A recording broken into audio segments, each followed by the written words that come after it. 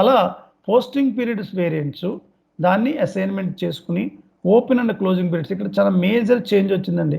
ఈసీసీకి S4 HANAకి ఈ స్క్రీన్లోకి వెళ్ళాక ఈసీసీలో అయితే కనుక డైరెక్ట్ స్క్రీన్కి వెళ్ళిపోద్ది, ఇక్కడ వెళ్దండి. ఇక్కడ పోస్టింగ్ పీరియడ్ వేరియంట్ అడుగుతుందండి. అది ఎంటర్ చేసేకే స్క్రీన్ కన్ఫిగరేషన్ చేయాలి. ఈ స్క్రీన్ చాలా జాగ్రత్తగా కన్ఫిగరేషన్ చేయాలి. చేయకపోతే సో మెనీ పోస్టింగ్ ఎర్రర్స్ వస్తాయండి. అంతేకాకుండా ఎస్ఐపి సిస్టంలో చాలా చేంజెస్ వచ్చినాయండి. నార్మల్గా కరెన్సీ సిస్టమ్స్లో ఫారెన్ కరెన్సీ సిస్టమ్స్ అనేది ఈసీసీలో వెరీ స్మూత్. అంటే ఒక కరెన్సీ మన ఐఎన్ఆర్, మన కస్టమర్స్ వెండర్స్ లోకల్ ఫారెన్ ఉంటారు. మనకి ఐఎన్ఆర్ రిపోర్ట్ కావాలి, యూఎస్ డాలర్ రిపోర్ట్ కావాలి. హౌ దానికి ఫారెన్ కరెన్సీ మెయింటైన్ చేసుకోవాలి. ఈసీసీలో అయితే కనుక OB22లో డైరెక్ట్ మెయింటైన్ చేసేసుకునే వాళ్ళం. S4 HANA అలా కాదండి. ఎందుకంటే ఫ్యూ టేబుల్స్ని రిమూవ్ చేసేసారండి ఎస్ఐపిలో. ఈసీసీలో ఫ్యూ టేబుల్స్ని రిమూవ్ చేసేసి న్యూ టేబుల్ని ఇంట్రొడ్యూస్ చేశారండి. అదే యూనివర్సల్ జనరల్ ఎంట్రీ టేబుల్ అండి, ACDOCA టేబుల్. ఒక 4-5 టేబుల్స్ని దాంట్లో ఇన్సర్ట్ చేశారండి. యూనివర్సల్ జనరల్ ఎంట్రీ టేబుల్ అంటారు దాన్ని, ACDOCA టేబుల్. ఈ టేబుల్ రిఫ్లెక్ట్ కోపాలో కూడా పడుతుందండి. ఎందుకంటే ఎప్పుడైతే కొన్ని టేబుల్స్ రిమూవ్ చేశారో ఆ ఒక 2 టేబుల్స్ ఉంటాయండి. BSEC BKPF అంటే accounting document segment, accounting document header. ఇవన్నీ కూడా చాలా GL line item wise header wise tables అండి. ఈ టేబుల్స్ అన్ని ఎందుకు ఉపయోగపడతాయంటే ఒక అబాపర్ అయినా కస్టమైజ్డ్ రిపోర్ట్స్ కావాలన్నప్పుడు GL రిలేటెడ్ ఈ 2 టేబుల్స్ని ఉపయోగించుకుంటాడండి. ఈ 2 టేబుల్స్ ఇంపాక్ట్ ఒక S4 HANA సిస్టంలో ACDOCA టేబుల్ మీద పడుతుందండి. అది కోపాలో కూడా రిఫ్లెక్ట్ అయింది. ఎందుకంటే ఒక ఫైనాన్షియల్ డేటా సిఓలోకి ట్రాన్స్ఫర్ అవడానికి టేబుల్ లెవెల్లో ట్రాన్స్ఫర్ అవుద్ది. ఆ టేబుల్ లెవెల్లో అనేది రిమూవ్ చేసేసి న్యూ టేబుల్ని జాయిన్ చేశారు అక్కడ, ACDOCA టేబుల్. అది కోపం వచ్చినప్పుడు ఇంకా ఇన్డెప్త్గా ఎక్స్ప్లెయిన్ చేస్తాను నేను. సో మనకు ఇప్పుడు ఇక్కడ టేబుల్స్ అనేది ఇక్కడ ఈ పోస్టింగ్ పీరియడ్స్ అనేది సాధారణంగా ఈసీసీలో చాలా స్మూత్గా అయిపోద్ది. And second one more thing, ఈసీసీలో GL కన్ఫిగరేషన్ ఏంటంటే పోస్ట్ చేసేసుకుంటారు. అలా S4 HANA సిస్టంలో చేయకూడదండి. GL APAR asset, GL APAR house banks అయిపోయాక కంట్రోలింగ్ బేసిక్ సెట్టింగ్స్ చేయాలండి. కంట్రోలింగ్ బేసిక్ సెట్టింగ్స్లో general controlling versions assignment of the company కోడ్స్తో చేసేకే మనం పోస్టింగ్స్ చేయాలండి S4 HANA సిస్టంలో. ఈసీసీలో అలా కాదండి. ఈసీసీలో GL చాలా మంది ప్రాక్టీస్ చేసుకుంటారు, GL కన్ఫిగరేషన్ అంతే పోస్ట్ చేసేస్తారండి. అలా S4 HANAలో చేయకూడదండి. అలా S4 HANA సిస్టంలో ఎవరన్నా GL చేసినట్టు పోస్టింగ్ చేసుకున్నారా, company code assign, controlling area assign to company code assign అవ్వదండి. ఎప్పుడైతే కంపెనీ కోడ్ కంట్రోలింగ్ ఏరియాకి అసైన్ కాలేదో కంట్రోలింగ్ మూవ్ ఫార్వర్డ్ అవ్వదండి. అన్ని ప్రాబ్లమ్స్ వస్తాయి, అలా కంట్రోలింగ్ అవ్వదండి ఇంకా. అందుకే ఎవరు కూడా పోస్టింగ్ చేయొద్దండి. S4 HANA సిస్టంలో GL APAR house banks configuration అయిపోయాక పోస్టింగ్స్ అనేది కంట్రోలింగ్ చెప్పాక నేను పోస్టింగ్స్ చేస్తానండి. 2 క్లాసులు ఉంటాయి. ఎవరు కూడా పోస్ట్ చేయొద్దండి, లేకపోతే మీకు అసైన్మెంట్ అవ్వదండి. అక్కడ కంట్రోలింగ్ ఏరియా కంపెనీ కోడ్ తీసుకోదు మీకు సేవ్ చేసిన. ఎప్పుడైతే కంపెనీ కోడ్ కంట్రోలింగ్ ఏరియాకి అసైన్ కావలేదో ఇంటర్నల్ రిపోర్టింగ్ రాదండి సిస్టంలో. అలా ఈసీసీకి S4 HANA చేంజ్ వచ్చిందండి. ఇక్కడ ఫారెన్ కరెన్సీ అనే పాయింట్ నెక్స్ట్ సెషన్లో చెప్తాను. ఎందుకంటే ఫారెన్ కరెన్సీలో యూనివర్సల్ జనరల్ లెడ్జర్ ఎంట్రీ అనే ఒక ACDOCA టేబుల్ అక్కడ లెడ్జర్ అండ్ కరెన్సీ టైప్ సెట్టింగ్స్లో లింక్ అయిందండి. ఏదైనా సరే S4 HANA సిస్టమ్ ఈసీసీలో అకౌంటింగ్ ప్రిన్సిపల్స్ అనేది అసలు లేదండి. స్టాండర్డ్గా ఉన్నాయి, యూజ్ చేసుకుంటారు. బట్ S4 HANA సిస్టంలో 2 అకౌంటింగ్ ప్రిన్సిపల్స్ ఉంటాయండి, US gap analysis, IFRS. US gap analysis అనేది జనరల్ రిపోర్టింగ్ ఉపయోగపడుతుందండి. IFRS గ్యాప్ అనాలిసిస్ అనేది స్టాట్యుటరీ రిపోర్టింగ్స్ కోసం ఉపయోగపడుతుందండి. అందుకే 2 అకౌంటింగ్ ప్రిన్సిపల్స్ ఉంటాయండి S4 HANA సిస్టంలో. ఈసీసీలో అలా ఉండదండి. Because of the reason general లెడ్జర్లో యూనివర్సల్ లెడ్జర్ అనే టేబుల్ ఇంట్రొడ్యూస్ చేయడం వల్ల currency settings, ledger type settings అని ఒక మేజర్ కన్ఫిగరేషన్ పాయింట్ ఉందండి. అది ప్రాపర్గా చేయకపోతే కనుక, ఇక్కడ అకౌంటింగ్ ప్రిన్సిపల్స్ని ప్రాపర్గా అసైన్ చేసుకోకపోతే కనుక మనకి GL పోస్టింగ్స్ అవ్వండి. అసలు GL పోస్టింగ్ అవ్వకపోతే ఇంక ప్రాజెక్ట్ ఏముందండి. అసలు సైన్ అప్ అసలు UATలో యాక్సెప్ట్ చేయరు, క్వాలిటీలో నుంచి ఆగిపోద్దండి ప్రాజెక్ట్. చాలా మేజర్ కాంప్లికేటెడ్ అండి. S4 HANA సిస్టంలో GL postings so many errors వస్తాయి. లెడ్జర్ GL కన్ఫిగరేషన్లో లెడ్జర్ అండ్ కరెన్సీ టైప్ సెట్టింగ్స్లో అకౌంటింగ్ ప్రిన్సిపల్స్ 2 తీసుకోవాలండి. ఆ లెడ్జర్ అండ్ కరెన్సీ టైప్ సెట్టింగ్స్లో 2 కైండ్ ఆఫ్ లెడ్జర్స్ ఉంటాయండి, leading ledger, non leading ledger. నార్మల్గా SAP సిస్టంలో OL అని లీడింగ్ లెడ్జర్ ఉంటుందండి. అది SAP స్టాండర్డ్గా ప్రొవైడ్ చేసిందండి. అది కాకుండా మనం 2 లెక్చర్స్ చేసుకోవచ్చు, లీడింగ్ నాన్ లీడింగ్. 2 చేసుకోకుండా ఎస్ఏపి ఇచ్చిన స్టాండర్డ్నే యూజ్ చేసుకోవచ్చు మనం, leading ledger and non leading lecture.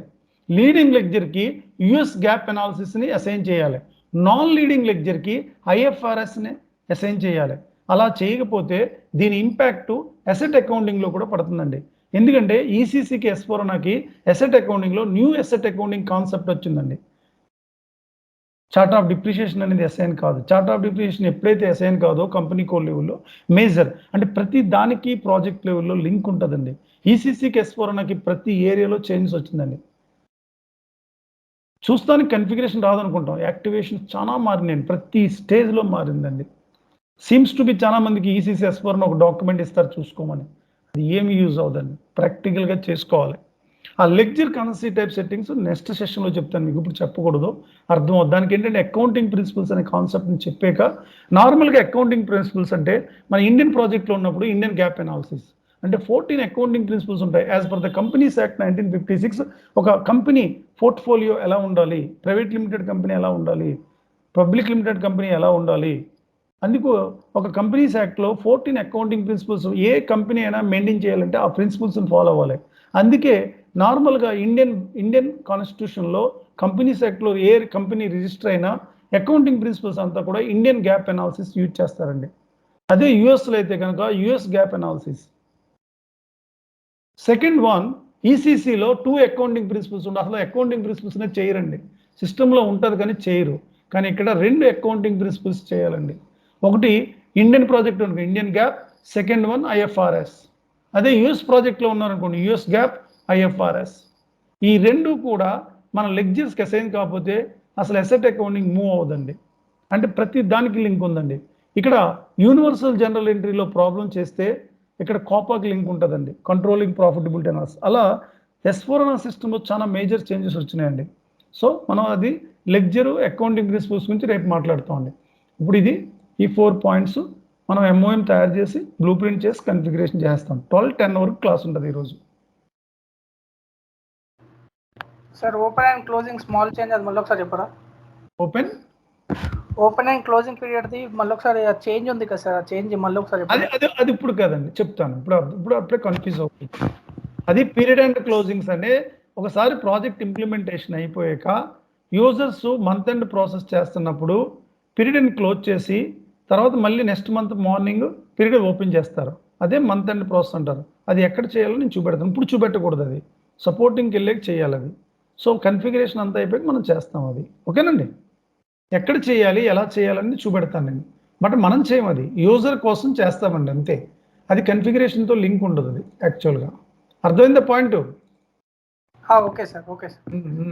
అంటే మనం ఒక పాయింట్ని ఏది ఎప్పుడు నేర్చుకోవాలో అప్పుడే నేర్చుకోవాలి. ఇప్పుడు బిజినెస్ పార్ట్నర్ సెట్టింగ్ గురించి ఇప్పుడు డిస్కస్ చేసుకోకూడదు, మనం జిఎల్ జరుగుతుంది అంటే ఎంటర్ప్రైజ్ స్ట్రక్చర్ బేస్మెంట్ స్ట్రక్చర్ జరుగుతుంది. 1 by 1 సీక్వెన్స్ నేర్చుకోవాలి. You have somebody's 3 people ECC idea ఉన్నా జస్ట్ వినండి అంతే. కొన్ని చాలా చేంజెస్ వచ్చినాయి ఈసీసీకి S4 HANAకి. అందుకేంటంటే వన్ డేలో అన్ని చేసేయకూడదు, స్టెప్ బై స్టెప్ వెళ్ళాలి. లాస్ట్లో ఎండ్ ఆఫ్ ది డే మళ్ళీ మొత్తం కన్ఫ్యూజ్ అవుతుందండి, ఓకేనండి.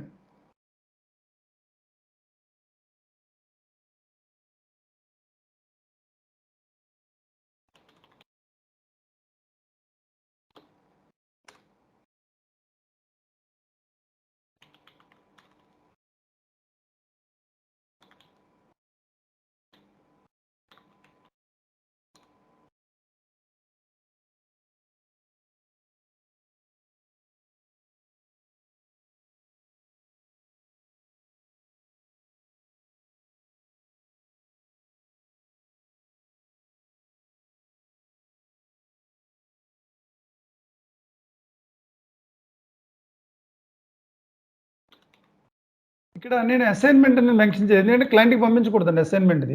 ఎక్సెల్ షీట్లో మెయింటైన్ చేశాను కానీ క్లయింట్కి పంపించినప్పుడు మాత్రం అసైన్మెంట్ క్లయింట్కి పంపించకూడదు. అసైన్మెంట్ క్లయింట్కి సంబంధం లేదు, అవర్ రెస్పాన్సిబిలిటీ.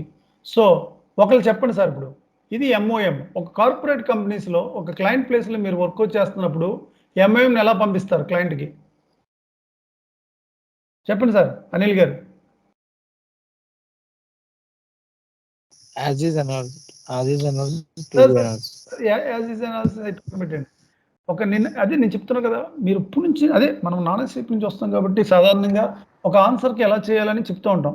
కరెక్ట్గా స్ట్రైట్ ఫార్వర్డ్గా ఉండాలండి. అది ఒకసారి ఫస్ట్ నుంచి నేర్పేస్తున్నాను మీకు, అది లాస్ట్కి వచ్చేటికి అలవాటు అయిపోద్ది. ఒక ఎంఓఎం ప్రిపేర్ చేసాక క్లయింట్కి ఎలా మెయిల్ చేస్తారు, నేను అడిగింది అది. దానికి ఆన్సర్ ఏంటి తెలిసిన వాళ్ళు చెప్పొచ్చు, లేకపోతే నేనే చెప్తాను యాజ్ ఎ ట్రైనర్గా. ఒక క్లయింట్కి ఎలా మెయిల్ చేయాలి కార్పొరేట్ కంపెనీస్లో. Hi all, please find the attached MOM for you. Please find the MOM attachment, kindly confirm it. Regards Venkat. Kindly confirm it. Regards the teacher. Yes. Okay, మీకు లంచ్ తర్వాత ఇది పంపిస్తారు క్లయింట్కి. 2 hours తర్వాత మీకు రెస్పాన్స్ రాదు. What is the next step? 3 times చెప్పానండి అప్పుడే. FYI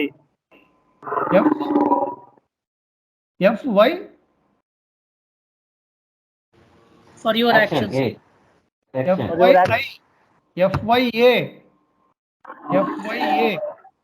for your action. Fine. వెంటనే మెయిల్ వస్తుంది. మళ్ళీ ఏమైనా వస్తుంది మీకు? FYI for your information. అప్పుడు మినిట్స్ ఆఫ్ మీటింగ్ మీ దగ్గరకు వచ్చాక ఏం చేస్తారండి? అది ఏమంటే ఏం చేస్తారు, కాపీ చేసుకుని మినిట్స్ ఆఫ్ మీటింగ్ ఫోల్డర్లో ఇన్సర్ట్ చేసుకుంటారు, అంతే. అదే ఇప్పుడు 3 సార్లు చెప్పాను, ఇది ఇంకొక 3 సార్లు చెప్తాను క్లాస్ లైవ్ లోపల.